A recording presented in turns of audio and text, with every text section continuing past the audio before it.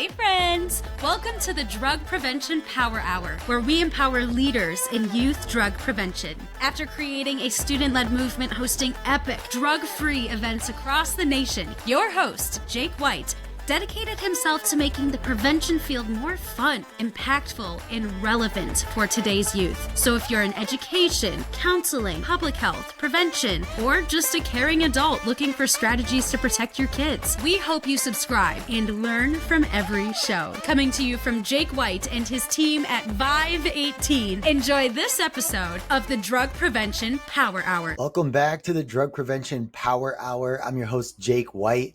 And today we're going to dive into the 40 developmental assets.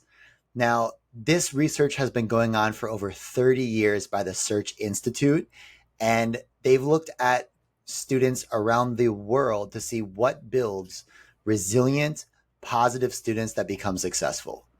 And as prevention professionals, I love this model for us because it incorporates everything that we're trying to do in positive prevention strategies. Again, we're not using scare tactics. We're not oversimplifying the problem by saying, just say no. We're building strong, resilient, successful students. And these 40 assets are key in understanding how do we do this using the time, energy, and resources that we have going for us. So I'm actually just working off of the searchinstitute.org website. And they have a great overview, and I'm just skimming the surface of this. So this episode could really be just an introduction to the developmental assets framework and how it fits into our work. If you want to do more research on this, please do. I'm just opening this this past week. I've been studying it, and I found it so helpful that I just couldn't help but share it with you. So first, let's just go through how the assets are set up, and then we'll dive into each one, and I'll provide a couple examples. So off the bat, developmental assets, what are they? They're external assets and they're internal assets. And the external ones are the supports, opportunities, and relationships that young people need across all aspects of their life. So again, simplifying that, it's supports, opportunities, and relationships. Because if young people don't have the external supports, then they're having to reinvent or to figure out life on their own. If they don't have opportunities, then again, they're on their own. If they don't have relationships, they're on their own. So just looking at this from an outside perspective and being fairly new to this, I can already understand that, yes, these external assets, these supports are really important so that students don't have to go through life alone. And that's an oversimplification because in external assets, there's actually 4 categories. There's support, empowerment, boundaries and expectations, and constructive use of time. So 4 external things that we can concentrate on helping young people with that are going to make a big difference. So external assets is the first category, along with those 4, subcategories. Then you have internal assets, right? The things that students can develop. And it's defined on the website as this. Internal assets are the personal skills, commitment, and values they need to make good choices, take responsibility for their own lives, and be independent and fulfilled. Man, isn't that our dream for all our young people to make good choices, take responsibility, be independent and fulfilled? It's written really, really well. And that's prevention, right? A student who has that going for them is not going to participate in risky behaviors because they have so much going on for themselves. So let's break this down. I'm not going to spend a ton of time on this. Again, if you love this, take some time, study it. I actually, behind the scenes, I just recorded a 51-minute thing where I went through all of them. It was exhausting. I was like, no one's going to listen to this. So this is the sampler platter version. And let's go through this one. So Starting with the external assets of support. What does it look like? What are these assets, developmental assets that we can build around students to make this happen?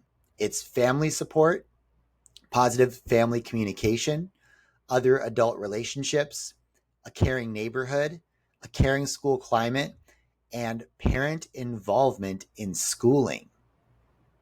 Yeah, parent involvement in schooling. So all of these, 1, 2, 3, 4, 5, 6, are under the support category. And basically what it's encompassing is that a student and, let's say, family relationship can't fulfill all the needs.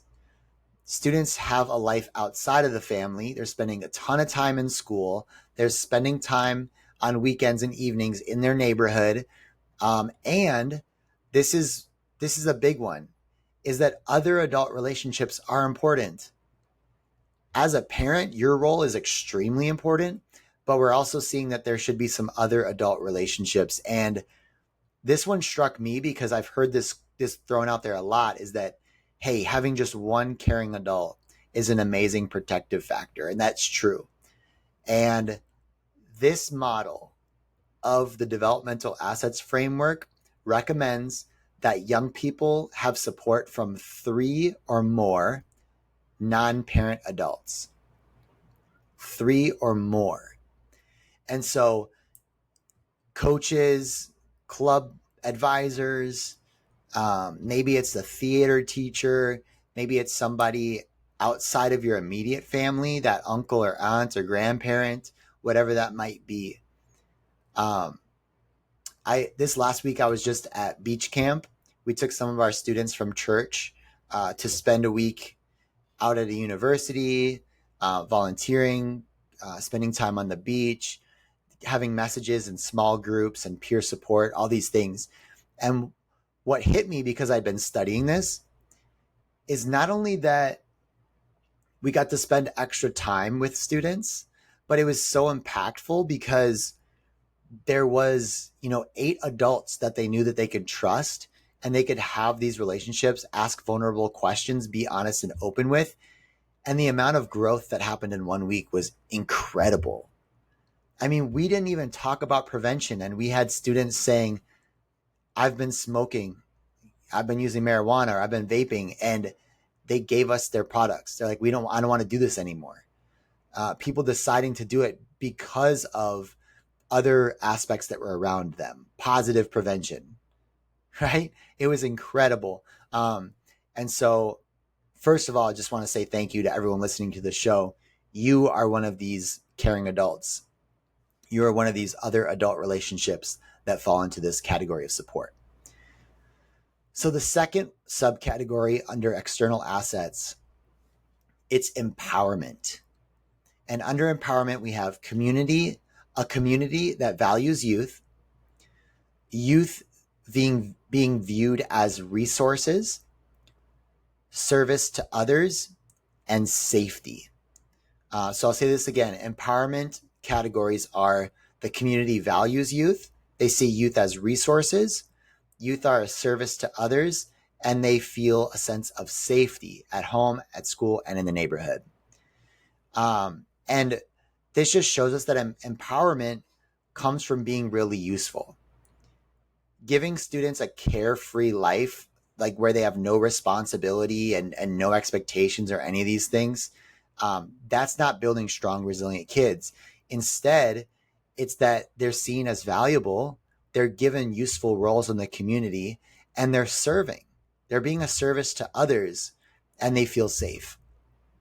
So empowerment is a big one, and we might call it in prevention, self-efficacy. We're building self-efficacy, and you can't just tell somebody that they're incredible and they could change the world. Like, they need to see it and experience it for themselves.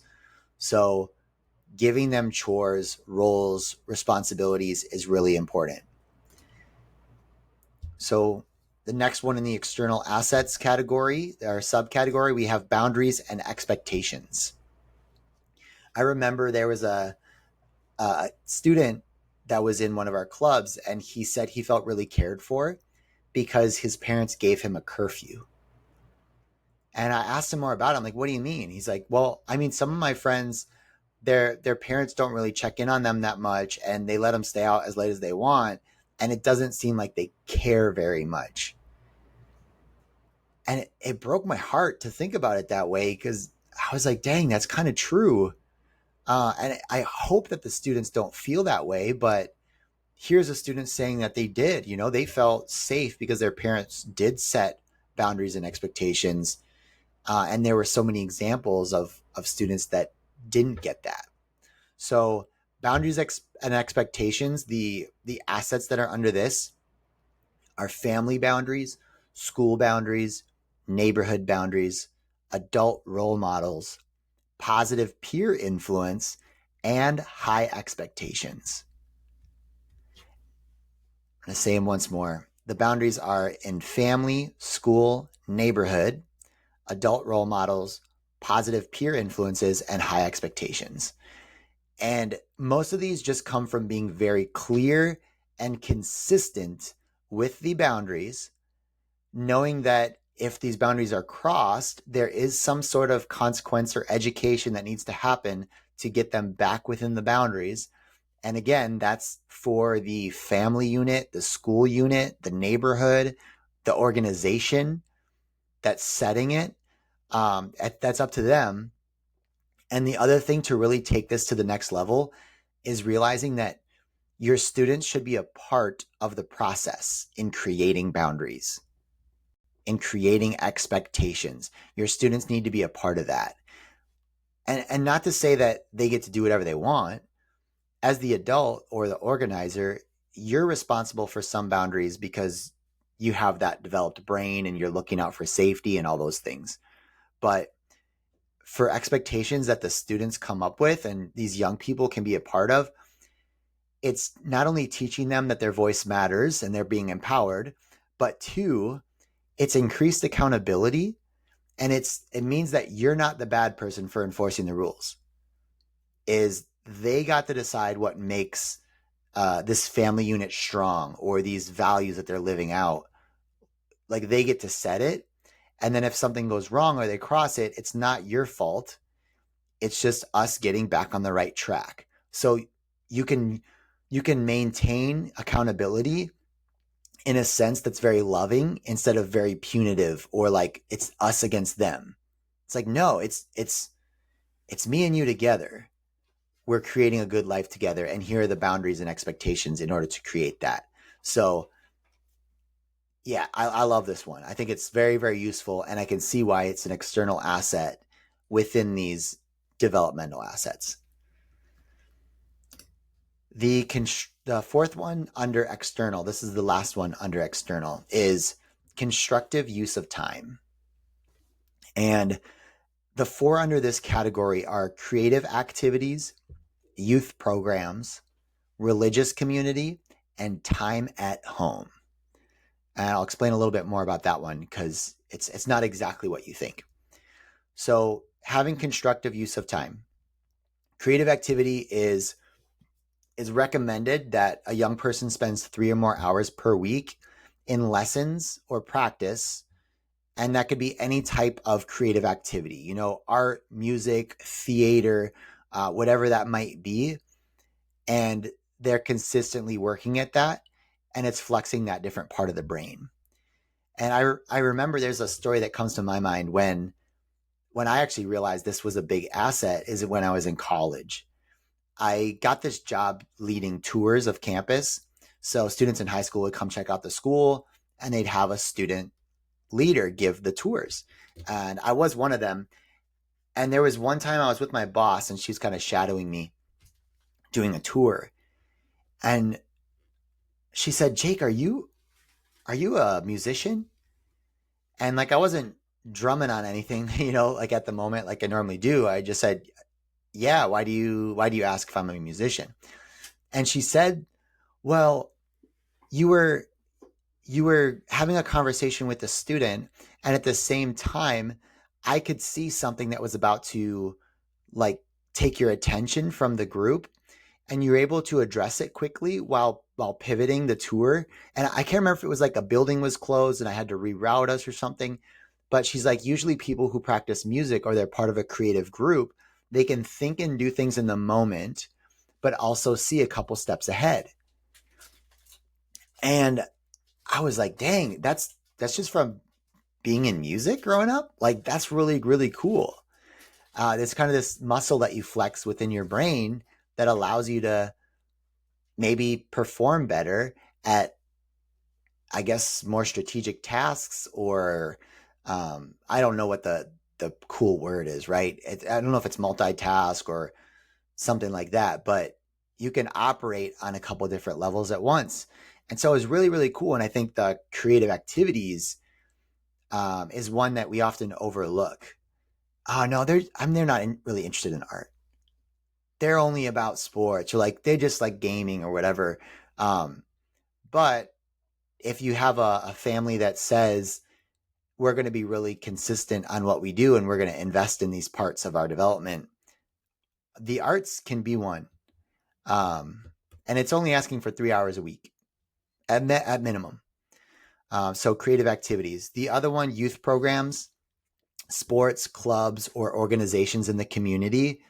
That's wonderful. And that's where we live, right? In the prevention coalitions and prevention work is focusing on a mission that they have, something important to them, and allowing them to be involved in that group. And it's a very constructive use of their time. Then we have religious communities and time at home. I mean, for me, if you listen to my podcast, you know that, I mean, Jesus is the priority. And it's something that not only is a value, but it helps create boundaries. It creates empowerment. It helps like with to have different supports around students and even myself as an adult. So yeah, I could talk about this all day, but I won't. Let's move to time at home. This one was notable to me. It says the young person should be out with friends. The young person is out with friends, but they have nothing to do only 2 nights a week. So meaning, I guess, board time with friends. Only let that happen 2 nights a week. That's at least the way I'm reading it on the site. I'm on searchinstitute.org. What I'm definitely want to dive in more in understanding this, but it sounds like they're saying, hey, don't leave time for for students to think, there's nothing to do, let's experiment. There's nothing to do, let's get into trouble. Like when those ideas start to happen when they're at the most unconstructive use of their time. So definitely filling up the week with creative activities, youth programs, religious community, game nights with family, things like that strengthen their use of time. So that's all 4. The external assets, support, empowerment, boundaries and expectations, constructive use of time. Now, before we dive into the internal assets, I would love to update you on a couple things that are going on with 518. You probably heard about our prevention cruise. If you follow us online, Instagram, TikTok, Facebook, YouTube, wherever, you know that in April 2026, we are going with a bunch of prevention educators and professionals, and that's you. You have the option to go with us from Boston to Bermuda on a cruise ship and get your CEU credits. We're going to be having a ton of fun together. And my favorite part, there's just so much time built in for us to share meals together, to play mini golf, to go swimming in the hot tub, whatever it might be, and do the best thing that we do at conferences, sharing ideas with each other, sharing challenges and solutions and events, ideas, strategies, all this stuff. That time's going to be built into the conference. And because I'm a lover of saving money, this costs half of what you're used to paying when you go to a conference. So if that sounds cool to you, go to preventioncruise.net and check it out. Again, that's preventioncruise.net. We'd love to have you join us. There are limited spots, so make sure to grab your tickets early if you want to guarantee a spot with our conference on that cruise ship. The other thing is we do have our youth conference in December. It's going to be here before we know it. So that first weekend in December, we're doing it again, and we'll be in Phoenix, Arizona. If you're interested in that, just go to vive18.com and click on the conference tab, or just go to vive18.com/conference.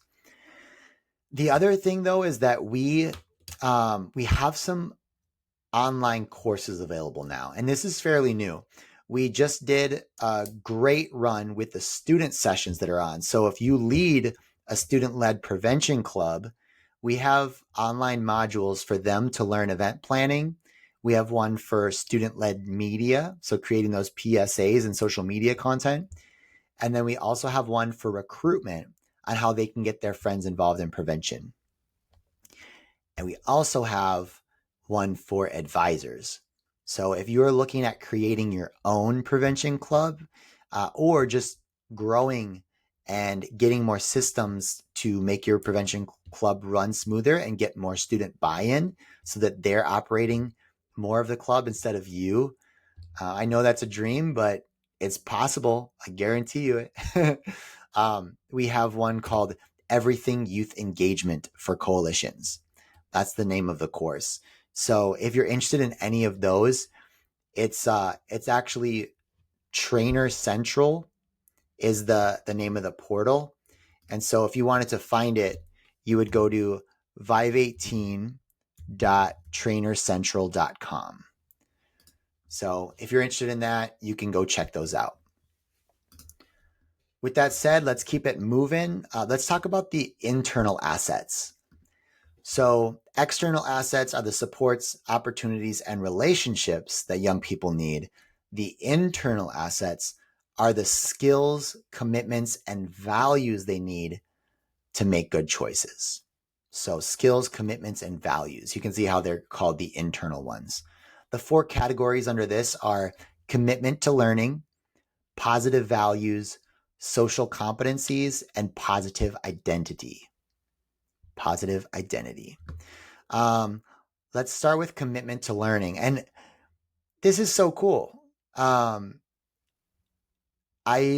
knew that school was important, but I think growing up, we just think students either like school or they don't.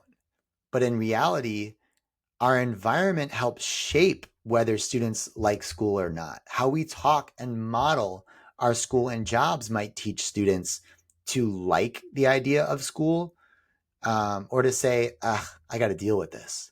Like I have to go to school instead of I get to go to school. So here are the ones that are under commitment to learning. The first one is called achievement motivation. And that's just basically the young person is motivated to do well in school. They're motivated to do well, not us parents, right? Or us adults motivated for them, but are they motivated to do well in school and to achieve? The next one is school engagement. They're actively engaged in their learning and their school environment. And I mean, this could be the other things we talked about, right? Clubs, art, theater, sports, band, going to watch the games. These can all enhance that experience. The third one is homework. They do at least 1 hour of homework every school day. I could see how that would help develop a really responsible student. Bonding to the school. Bonding to the school is another one, is they care about their school and their school environment. That one, I think of a school we worked with out in Tennessee.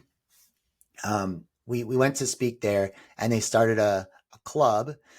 And the way we do it is we always want to get them involved in a coalition if possible.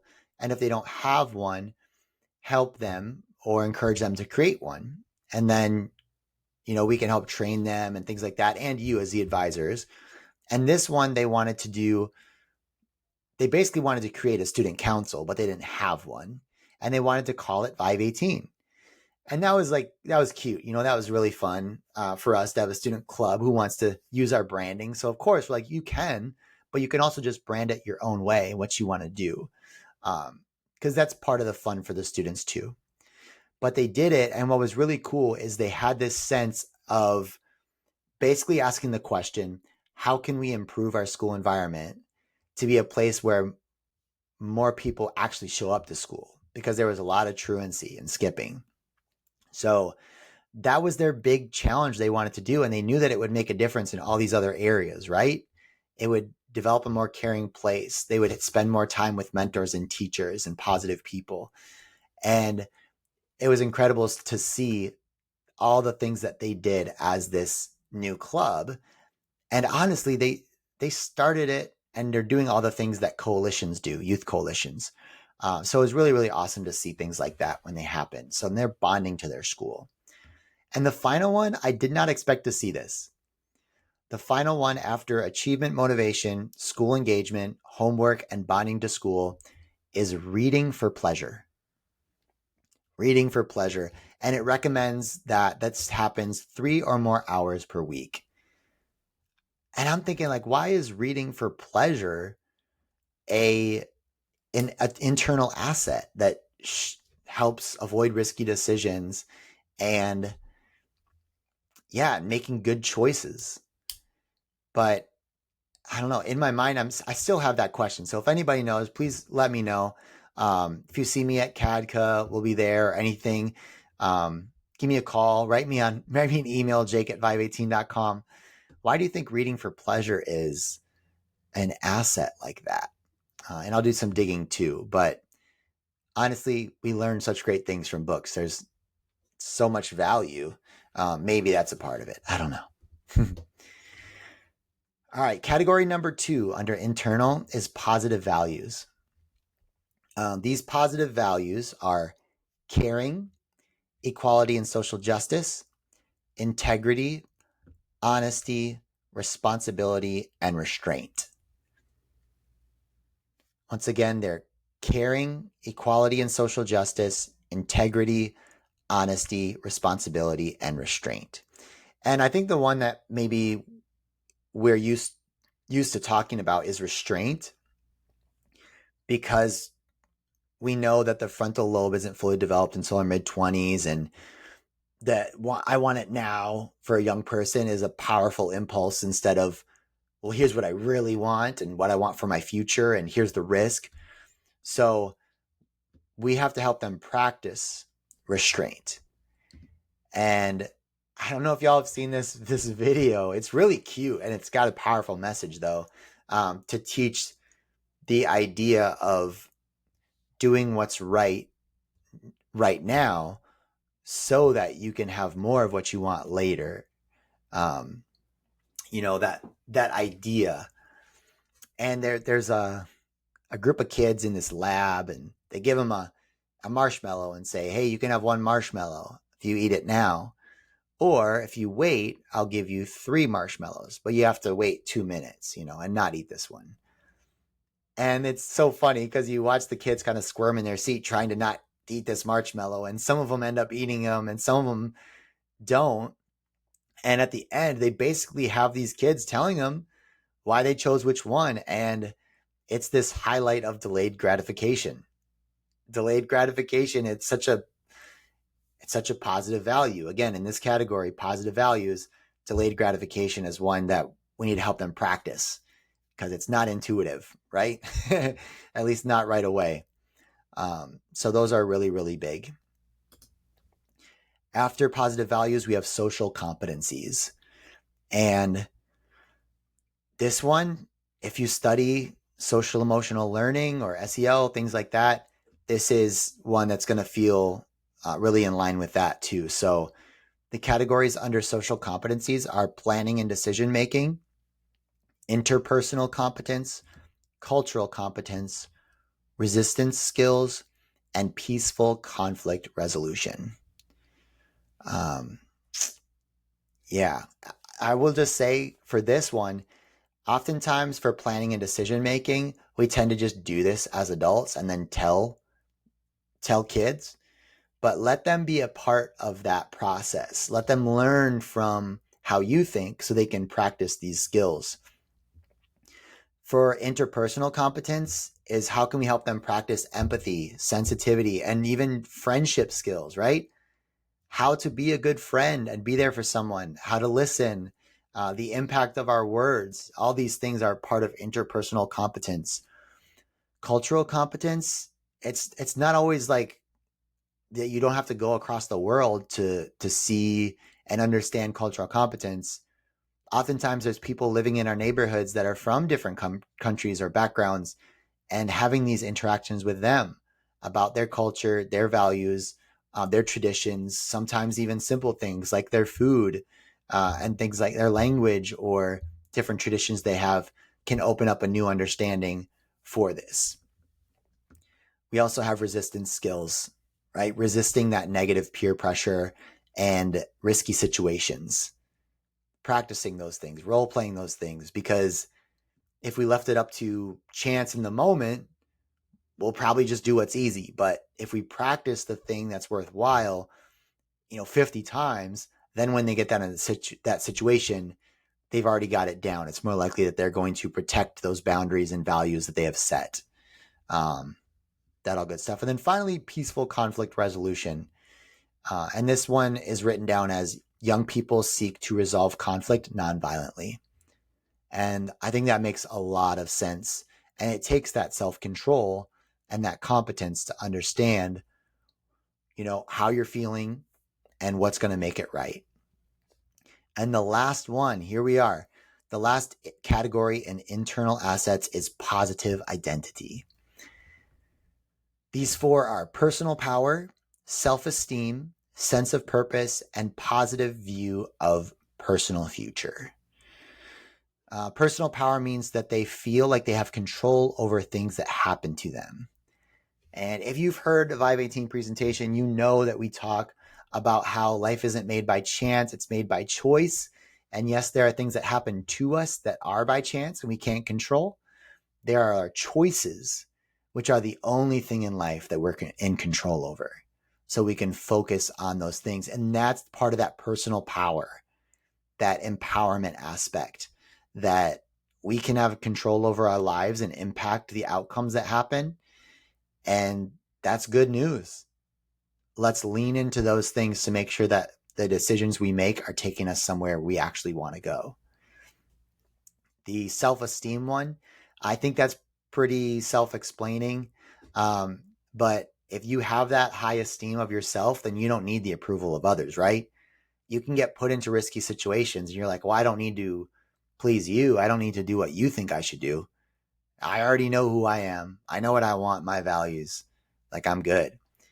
That sense of purpose is the third one, right? If we're on a mission to do something great, then we're not going to risk those things, right? This is too important. We're on a mission. We have a purpose. And then finally, a positive view of their future. I remember there was a presentation that a student came up afterwards and was asking me about some details of the presentation. And as the conversation went on, I could felt they wanted to really say something they weren't saying. So I just invited them. Hey, tell me what you really think. Like, something's on your mind. And they're like, Jake, I use, I smoke and I do this. And I think it's fine because my life's not going to really amount to anything anyway. Like, my family's addicted. Some are in prison. Some have died. Like, my family doesn't really go places. We don't do things. We're not that way. And they didn't have a view of their future that was positive. And it was allowing him to make this choice. And so we spent some time together talking more about it. And honestly, I didn't know about motivational interviewing, but I started using some of the motivational interviewing strategies, just wanting to help him discover why his future could be great. And that he didn't have to repeat these same things that had happened before. And that this one decision of being drug-free could be something that changes entire generations so that his grandkids won't be having the same conversation decades later. And I left it at that, right? I knew that, a speaker, a presenter, a trainer in your community for a day,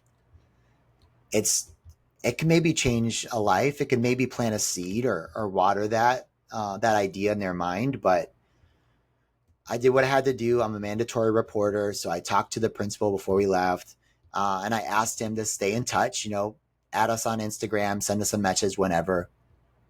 We stayed in touch, and about a month later, messaged saying, "Hey, I'm done. I'm done with THC. Like, it's not my thing. I'm not smoking. Thank you. I'm ready to rewrite my lineage and end this problem." And it was so cool because I knew that I wasn't the one that did it. It was these developmental assets. There were people around to reinforce these ideas and develop a strong, resilient kid who could bounce back from adversity. And as we wrap up, that's the last one. As we wrap up this conversation on the 40 developmental assets, I just want you to know that you are doing life-saving work. If you're involved in a coalition or a school or a church community or whatever you're involved in, the Rotary Club, Kiwanis, you have stakeholders from all these different aspects of human development. Check out these assets and see where they fall in line with what you're developing. And if you're saying, hey, we're this arts program and we're doing prevention through the arts, that's great. You're leaning into youth programs, creative activities, things like that, maybe even incorporating things that are about empowerment and self-efficacy and all these other areas. Then your students who are in your organization, you can encourage them and even work with the community to say, how are we getting these other assets developed? What other partners do we need at the table to make sure that our kids are growing up with the best chance of success? So keep doing the amazing work that you're doing. Thank you for listening to another episode. We will see you next Monday, and we'll catch you on the Drug Prevention Power Hour. Talk to you later. Thanks for listening to this episode of the Drug Prevention Power Hour podcast. If you love the show, make sure to leave a review and share what you've learned. And if you need help reducing substance use among youth by educating and engaging students in prevention, visit Vive18.com for more information, tools, and resources.